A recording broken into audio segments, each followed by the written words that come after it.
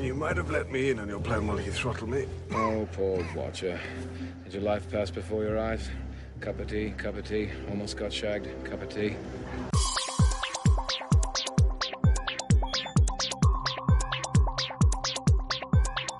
Hey there, welcome to episode 102 of Revisiting Sunnydale. I am Camila. I'm Marcella.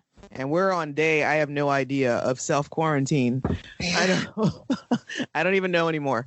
I don't even know anymore. This is life. Do you know anyone that has it? No, thank God. I don't either.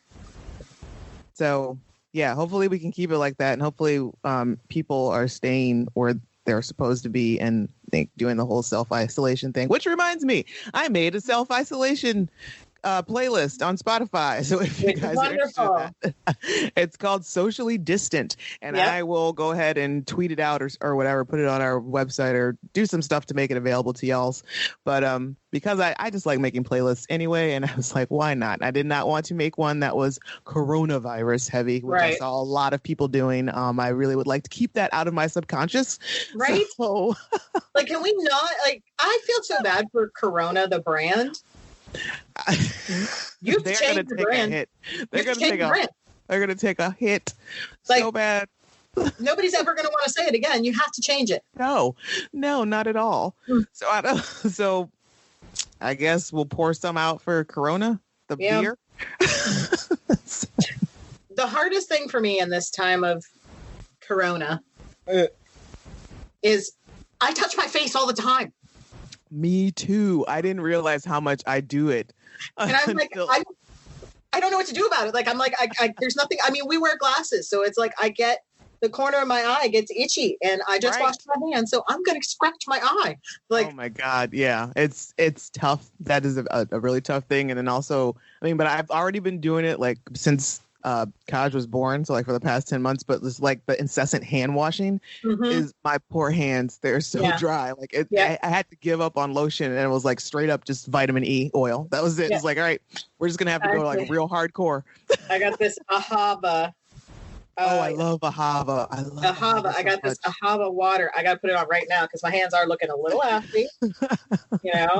You know, what cracks me up is we were all in such a good place sustainability wise. We were being so economical. Yeah. We don't give a fuck about water anymore. No, not at all. Don't nobody care how much water you use.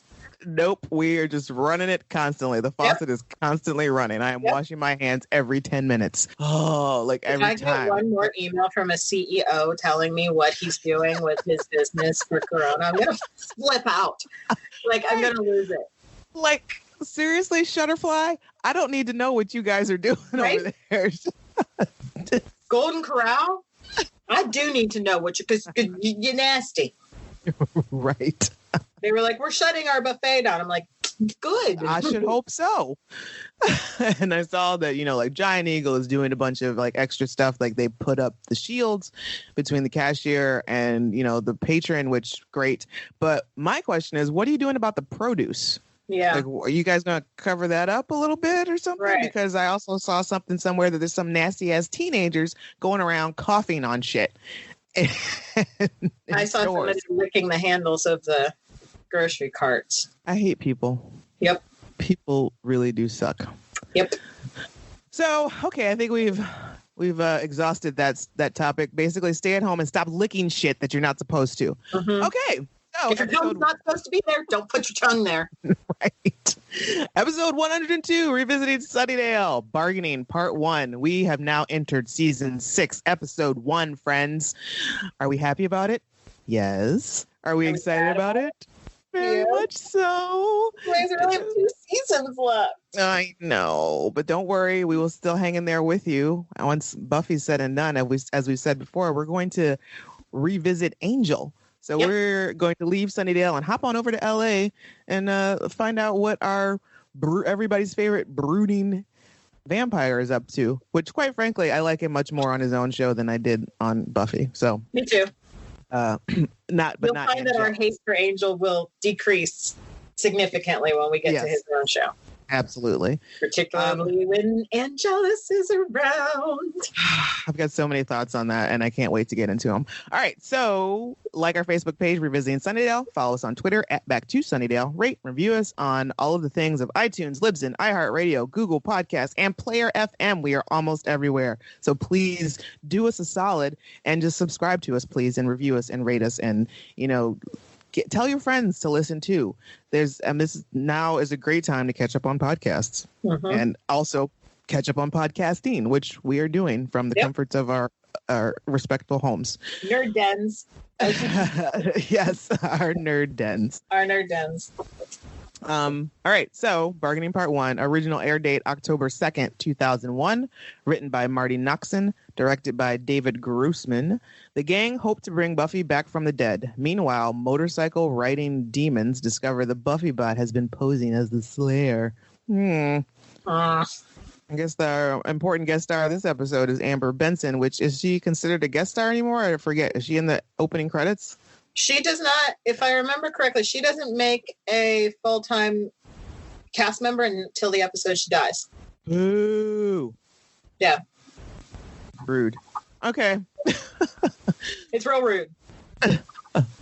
So as we open up with, we find out that our gang has gotten like super creative. Well, not really super creative, but they've gotten creative and relied heavily on the black arts to continue patrolling since Buffy is all dead and stuff. Well, and can we give Tara a little bit of credit? Like she's wearing like that red leather coat and she's full force running across with a stake in her hand, and she's running faster than Giles. Yes. Like, there's 3 people chasing this really overweight black vampire who is so adorable. He looks like he just wants to get away. Like I feel bad. Like he's trapped in a hamster cage. He's like, I don't want any problems. Right. I just want to continue my undead life. I wasn't even trying to fight anyone. I just wanted a Slurpee. I was just hanging out over here. I promise I wasn't going to hurt anybody. And we see Willow on top of that. What is it? A tomb? Or I guess. Is it a mausoleum? Mausoleum. That's the word I was looking for. Yes.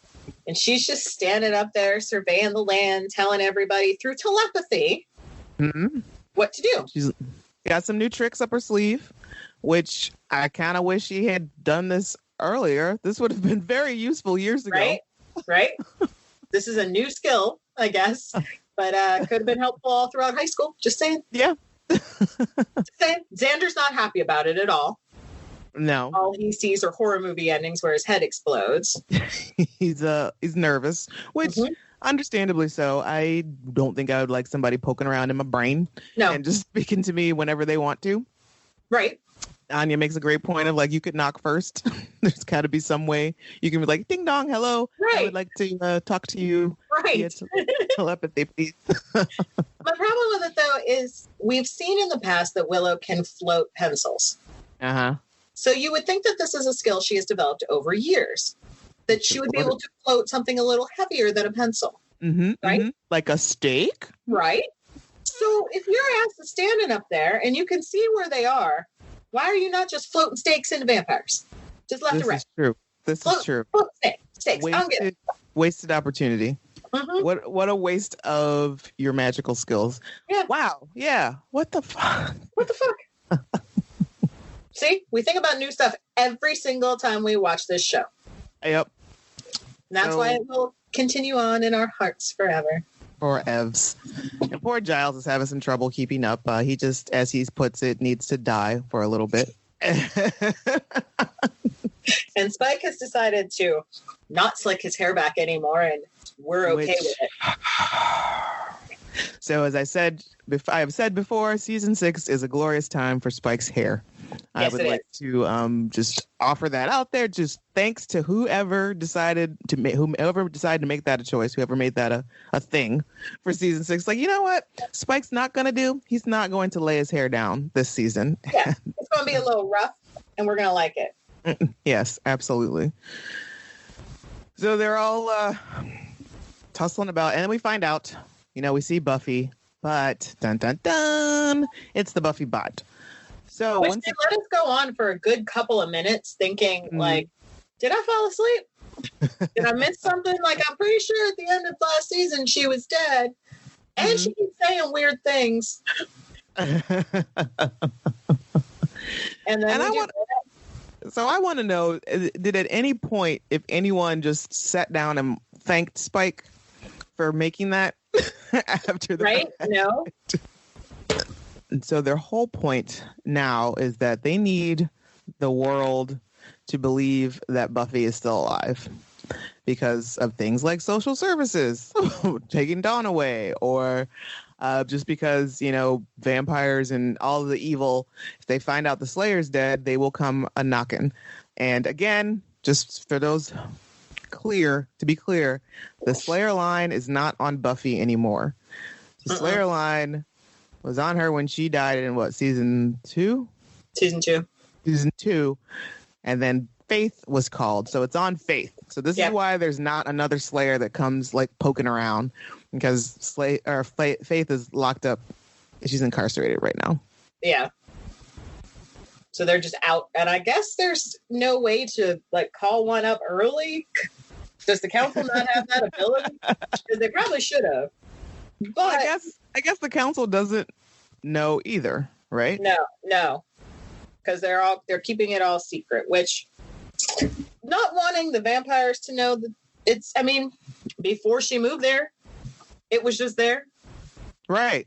Like, it'll be there again. Well, it won't because the whole town's in the ground, but you know what I'm saying? Right. But, like, I guess I understand not wanting the town to be overrun, but as far as Dawn is concerned, I hate to say it, but she's not your responsibility. No, she's deactivated. She's no longer a key. Right. So it's she's no longer good luck with life. I don't know what you're gonna do. I guess since we're staying here, we could look out for you. So which brings us to that Willow and Tara have moved into the summer house. Which, sure. Who's paying that mortgage? Giles? I have so many questions and complaints and concerns about the whole financial situation that is really not well addressed in this entire season. No. Just the fact that the whole time that Buffy is dead and they wait for her to come back. Oh, by the way, here's all the bills that need to be paid. Bitch, y'all been what have you been doing? And they make a point of saying your mom's insurance money held on for a little bit, but so you had the Buffybot using my debit card at the bank, getting my money out of the bank. Right.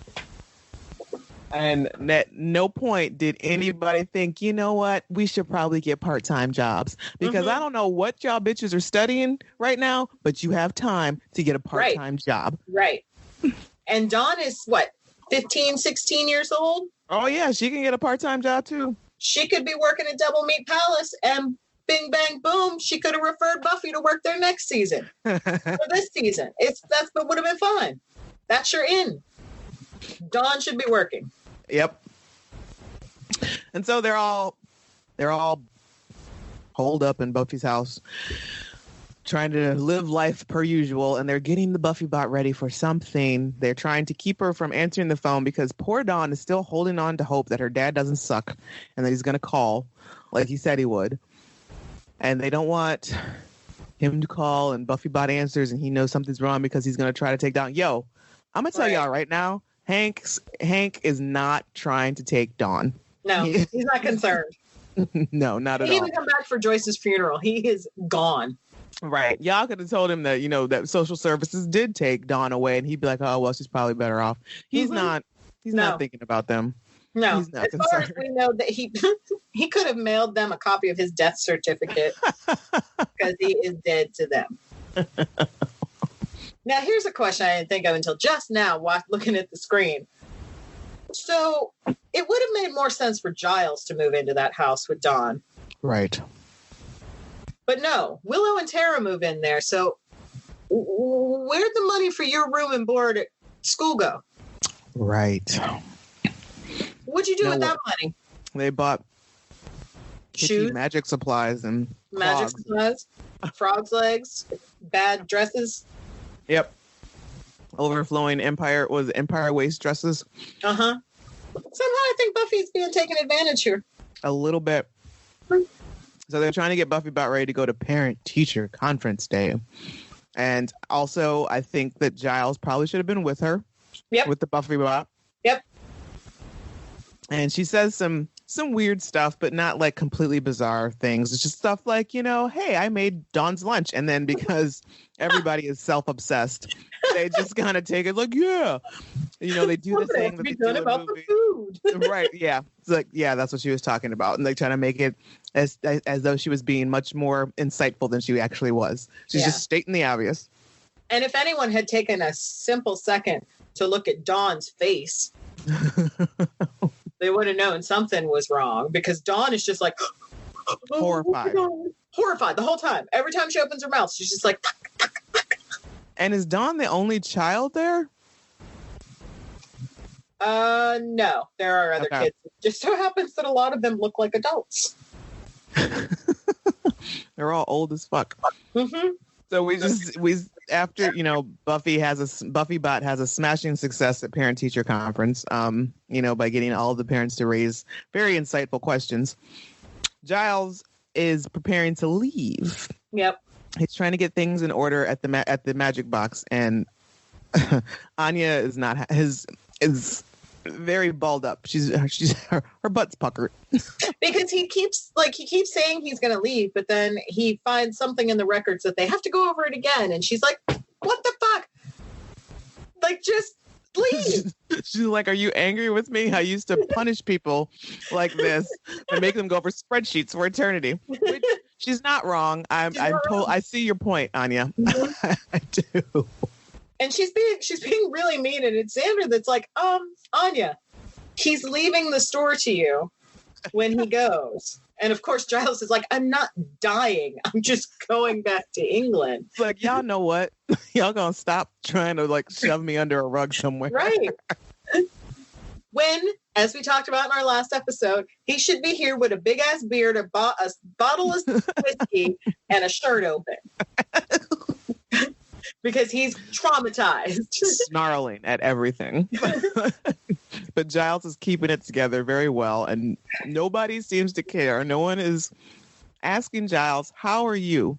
You have lost your Slayer. You've lost your Slayer's mom. Yep. You've lost a lot. Like a lot. Xander is... He is perpetually mansplaining life to Anya. Yes, yes, and I hate it. Which I understand at some point, and I don't understand why Anya is written as she's written, because Anya was a human at some point in her life. At the beginning, she started off human. Right. She was a demon, granted, yes, for a good portion of her life, or much longer than she was actually human. But she was around. She was living amongst humans. Right. So she knows how they behave. Yeah. And she didn't act like this when she first showed up. No. When she was pretending to be a student. So, right.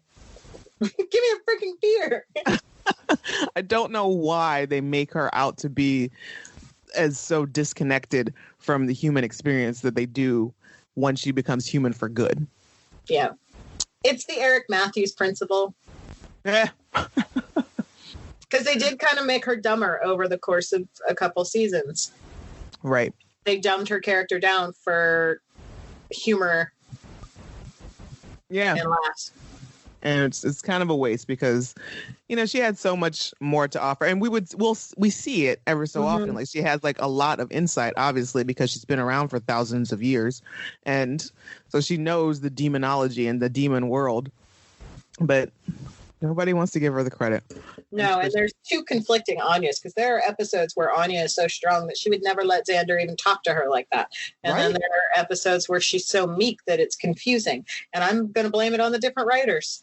Yeah, exactly. So in this episode, Xander's like, "Hey, stop talking to Giles like that. He's still your employer, blah, blah, blah."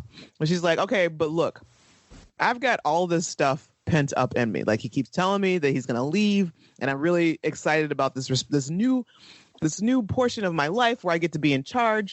Basically, I'm paraphrasing.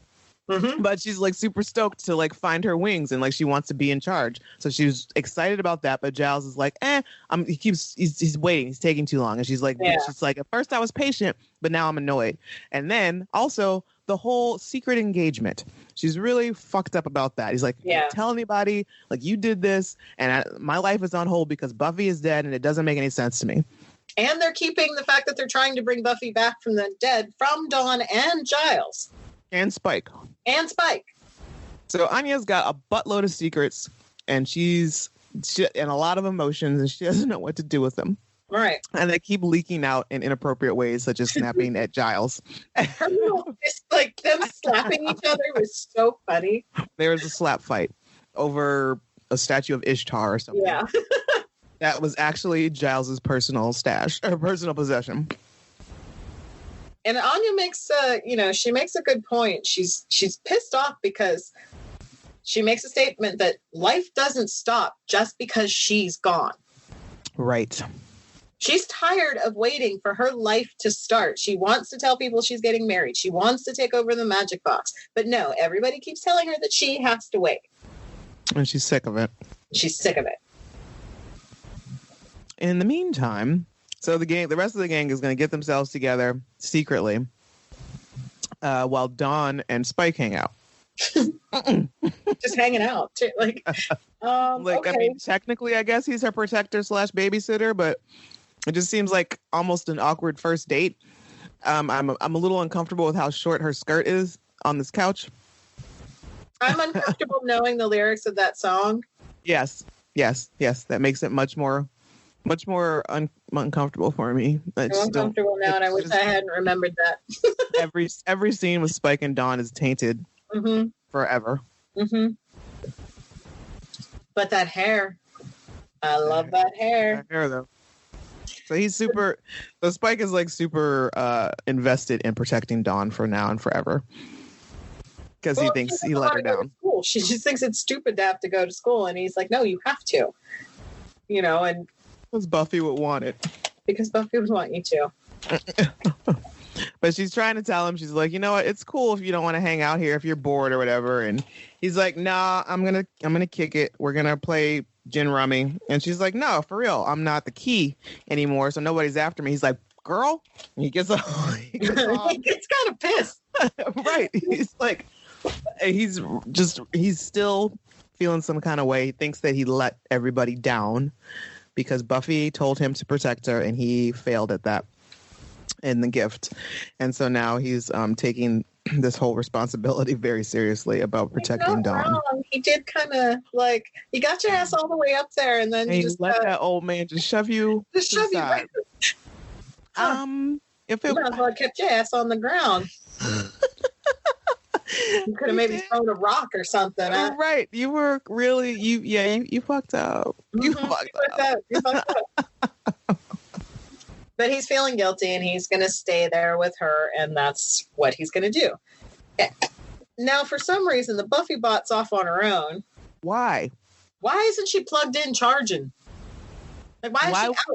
Why would they let her out by herself? And she gets fucked up. The one thing that they didn't want to happen immediately happens. Right. So she's off. She finds a vampire that's wearing a Hanson t-shirt. Sure. Now, either way, it's embarrassing because you got killed in that shirt and raised, or this is a choice. You chose to put that shirt on after you were turned into the undead. He is wearing cargo pants too, so I think it's a choice. So out of all the creatures and things, like, this dude is like barely clearing like 5'2", and it was probably like merely an oversight why somebody even sired him anyway. Yep. So it was an accident.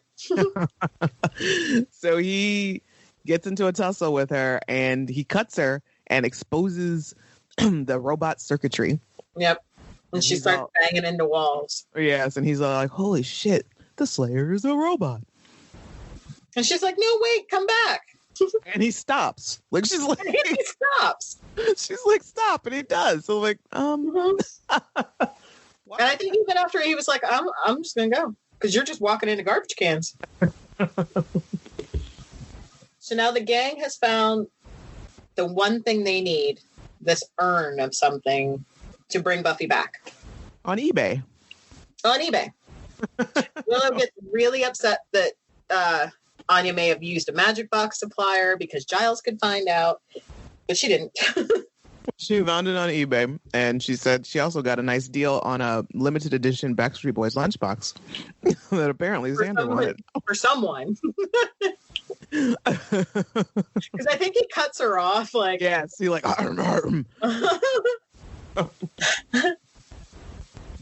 don't like that they're doing this without Giles. Right, because they know they're wrong. Right. Like, I could see not letting Spike know. I could see maybe not getting Dawn's hopes up.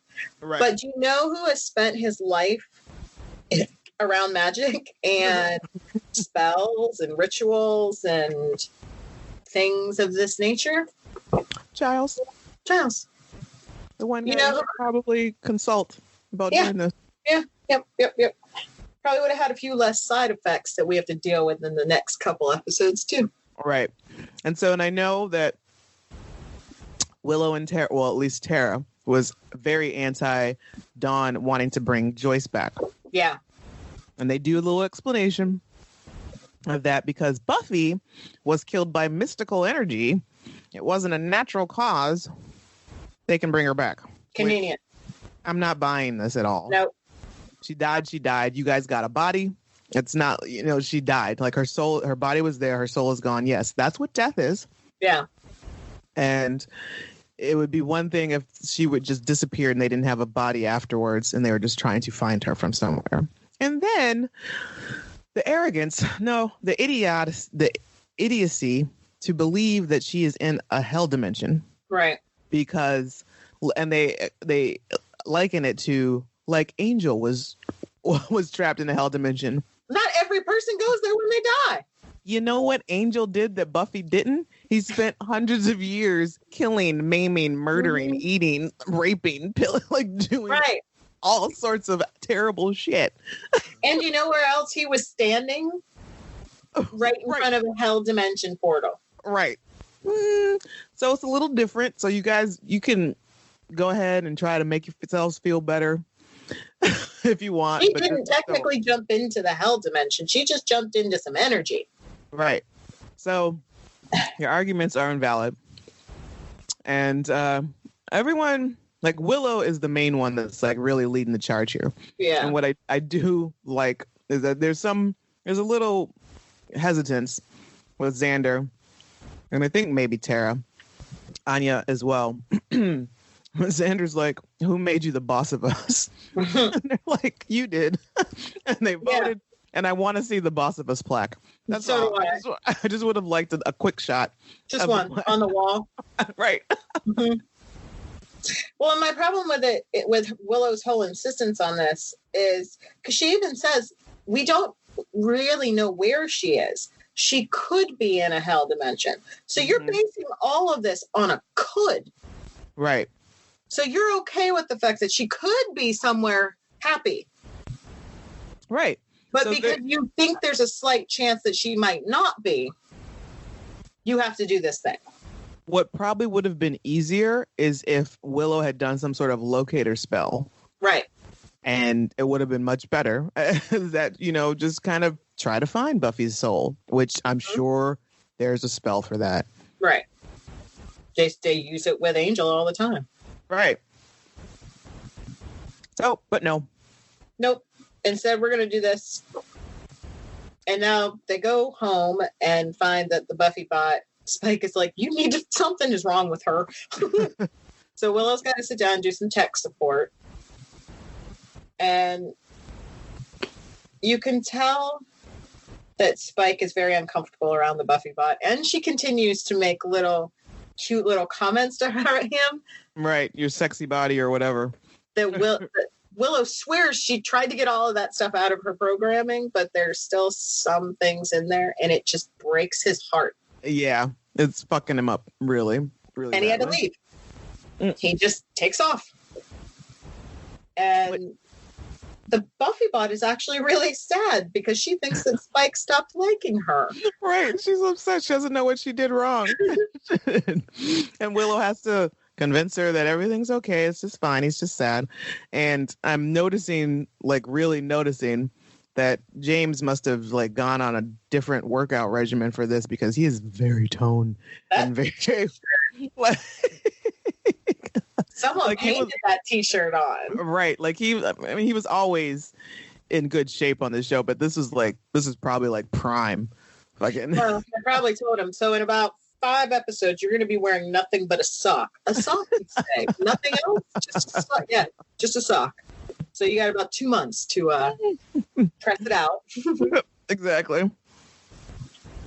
Because he does go through quite a bit of nudity this season. He does, which... More nudity than we've ever had on this show. Number one reason why my favorite season. Poor Dawn can't sleep, and she goes and finds the Buffybot, which is charging in Buffy's room. This is creepy. And snuggles with her. It's creepy. Now, why is she not standing up in a closet somewhere charging? Why is she laying in the bed? Eyes open, plugged into everything like a generator and a car battery, and it's super creepy.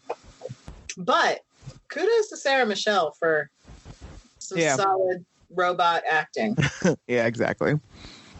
Next, we got Giles is training with the Buffybot. I don't know why. I don't either, but I would still call him Giles. I wish that was a running gag that she just continued to get his name wrong. Right.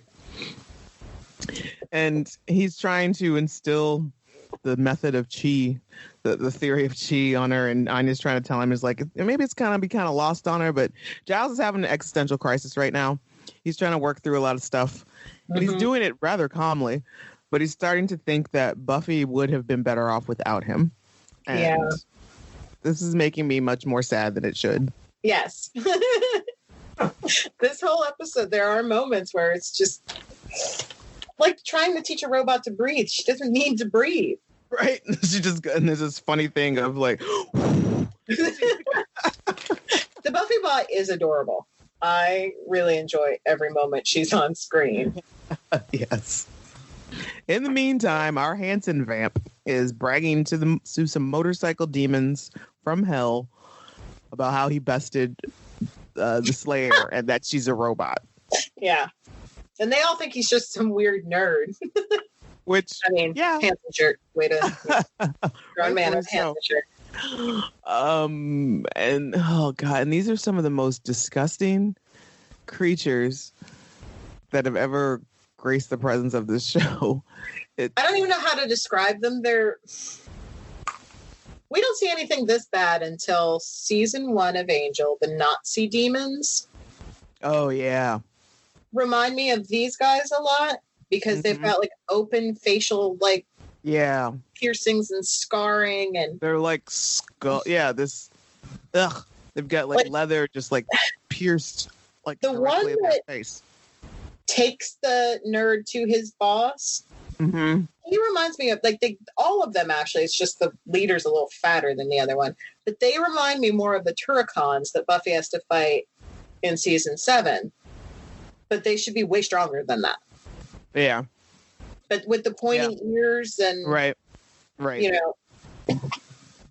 they vampires? Are they just demons? What are they? I think they're just demons, but they're super gross. And one of them, not even just gross looking, but everything about them is disgusting. The one calls the Hanson vamp a blood rag. Yeah. It's also gross. So Hanson is telling them that, he kicked the Buffybot's ass, and the leader of this motorcycle gang is all, fuck yeah, Sunnydale's wide open. There's no Slayer. Let's go get it. And the Hanson kid wants to join them, and he knows that they don't normally, I love this too, they don't normally let vampires join because of the sunlight issue. But since he's the one that told him, can he please join their gang? And they say no, thank you. So politely. And so They're politely. so polite about it. It gets a little dusty. Yeah. And then we get our song of the week, which is called Permanence by Static X. And it's the Sounds first time we right. get some like really hard rock, like metal rock on the Yes. show as That's these some- demons roll out. Right, and that's a theme that we'll see later on in other like in this season and other seasons, is that they start to get, I guess, their music budget was amped up a little bit. They started to get rights to like a lot of actual like pop charted songs.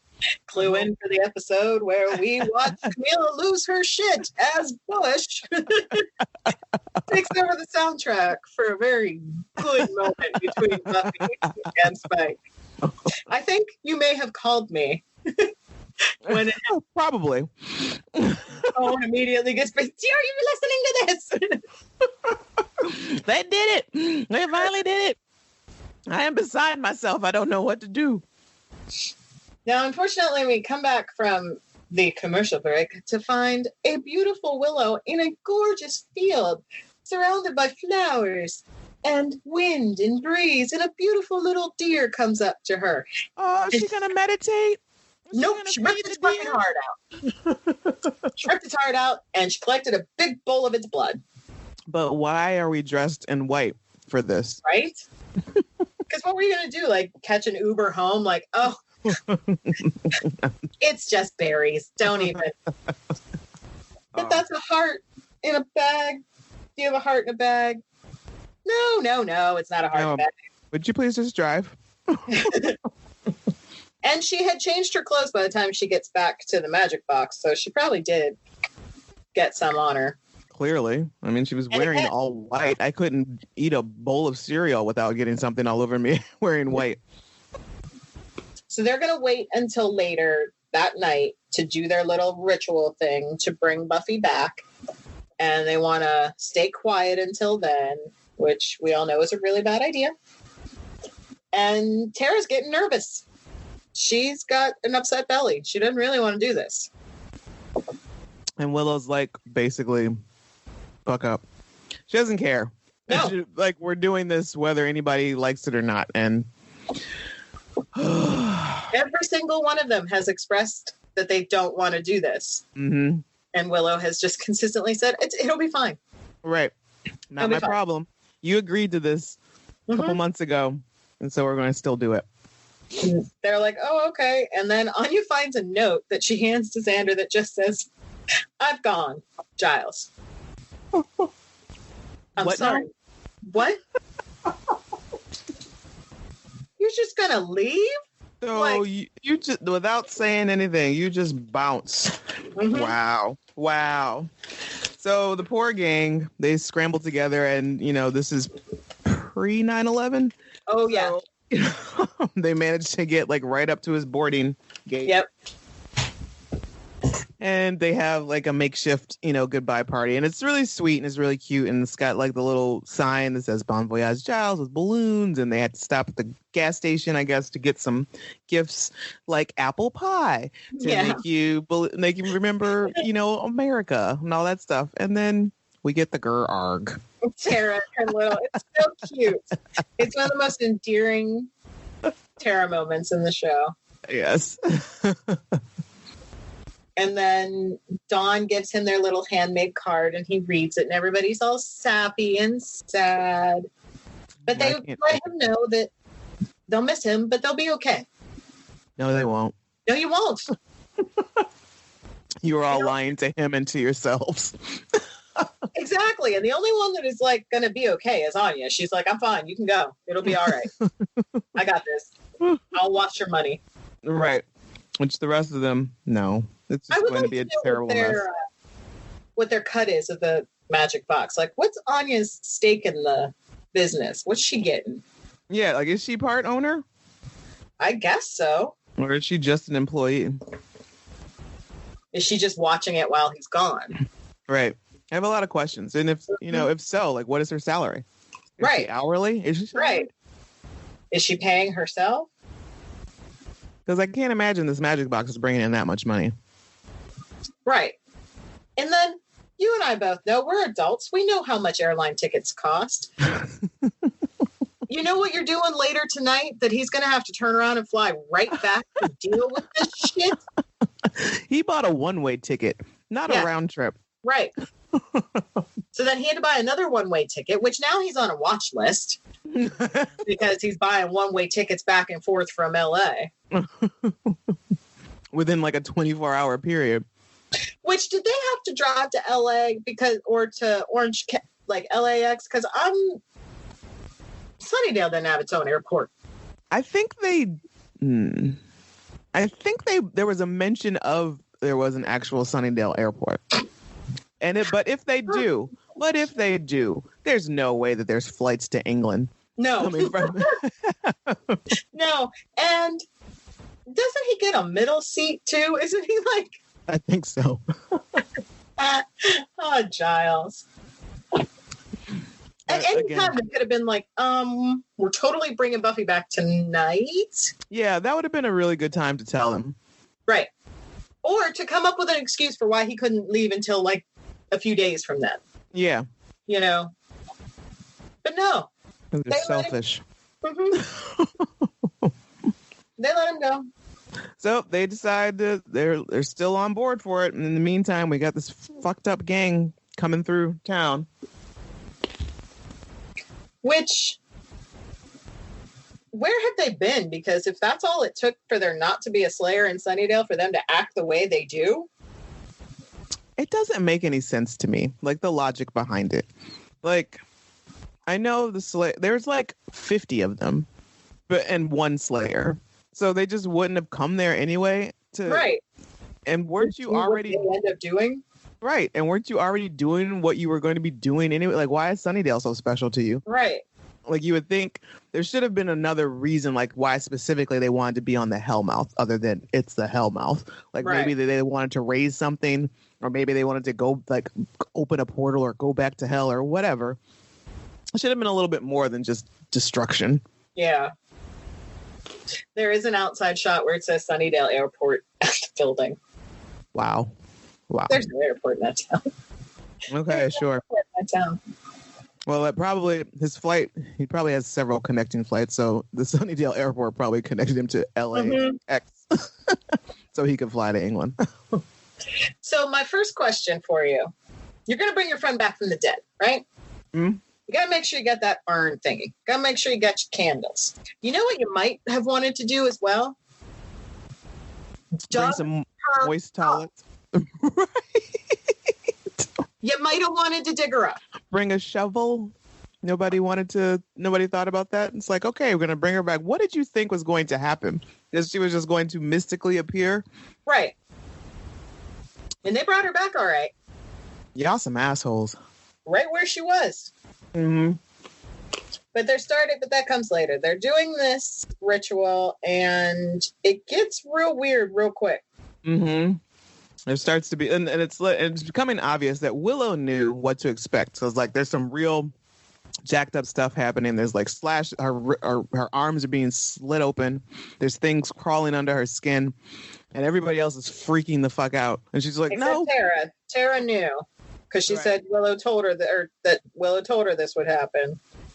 So at least she told her, but right, Xander and Anya are not privy, but they're starting to hear the motorcycles.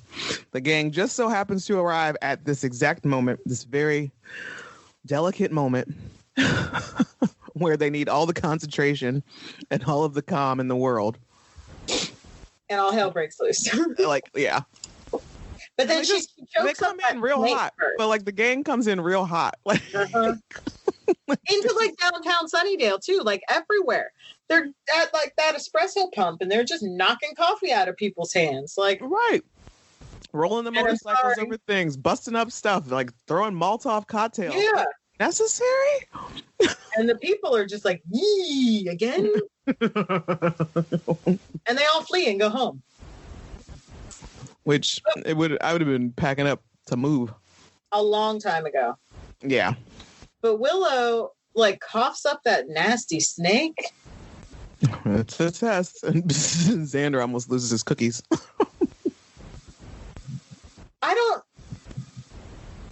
I don't know why they needed to be there. It's not like she's not drawing like essence from them, is she? Drawing essence from the gang. Yeah. I don't know. She needed them to hold candles. To hold a candle? You couldn't have put that candle on the ground. And once again, the Buffybot is off on her own, patrolling, and she comes into contact with the gang. And I don't know if it's then at this point, but at some point they make some really disgusting remarks about their body parts and human body parts. It's a little later. I think it's in part 2, and I think it says it to Willow. Gotcha.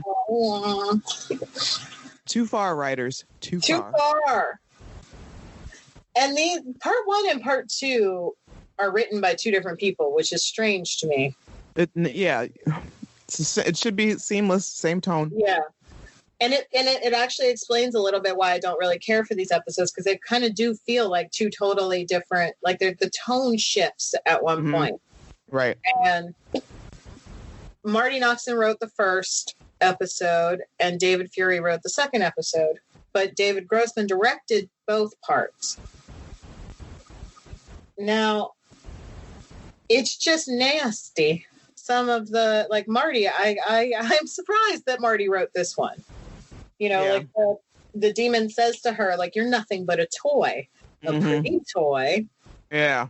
And it's like, ew, Marty. It's very. But Buffy does, like, she kicks her ass a little bit. They hurt her again. And because she's hurt, there's like Willow. A subroutine in her system that she has to go to Willow. Now, I don't know what Willow has in her. Yeah. That allows the bot to track her down. Maybe it's just some sort of magic spell. Maybe at that point. This is where science and magic cross over. Yeah. And we've gone from Willow, like, coughing up a snake to now, when we last saw them, like, they were on either side and Willow was in the front. Now the 3 of them are all huddled together watching Willow, like, be surrounded by a bunch of energy, and they're freaking the fuck out. Right. And at that exact moment, the motorcycle demons roll through and just start... Because of the bot. Right. They just start circling. And finally, one of them rolls over the urn of whatever and breaks it. Willow just loses it. And falls But you do see everything that was surrounding Willow, when the urn breaks, goes directly into the ground. Yes. And it's Xander's idea that they need to leave. It's time to go. But they split it. Like, he snatches Willow up and runs with her because she's kind of like out of it. And then poor Anya and Tara are kind of left on their own to fend for themselves. Yep. And Anya gets picked up by one of the demons and put across the bike, and he's taken off with her. I don't know where the hell he thought he was going with her. But Tara shoots some shit at the bike from her hand that knocks the bike over, and she saves Anya. Why didn't you do that to the big fat vampire at the beginning of the show? Right. To knock him down when you were running all over the cemetery for him. If you could do that, it makes no sense. A lot of their spells and things just become convenient for the moment, and it's very upsetting to me. It really is. And you have to suspend that disbelief. Right. It's like, fine, take me on this journey. So on this journey, after our gang has been separated and terrorized and whatnot, we come back to Buffy's grave, and we get down in there, and we see the energy that's seeping through there, and then we get a real disturbing shot of Buffy's corpse. Decomposed. But then it starts to recompose. Yep. Recompose. We get some milky eyeballs. Yep. And then she's there. And she's awake and she's breathing. Gasping in her coffin, in her own grave, shoved back into her body from wherever blissful place that we'll find out she was. Because she was not in a hell dimension, Willow. No. Nope. And now we're going to have to deal with that for 3 or 4 episodes. Join us on this trip through therapy land. Exactly. We're going to join us revisiting Sunnydale on the couch with Buffy. Yeah. If ever a town needed a therapist, it was Lord. Sunnydale. Good Lord. There really should have been just one episode actually of Buffy just kind of sitting through and talking through some therapy, because poor baby, she needed it. Especially after the last time she tried and he was dead. The high school therapist that she had to see. Ah, that's right. And she finally opened up and was telling him all about Angel. And then she was like, oh, man.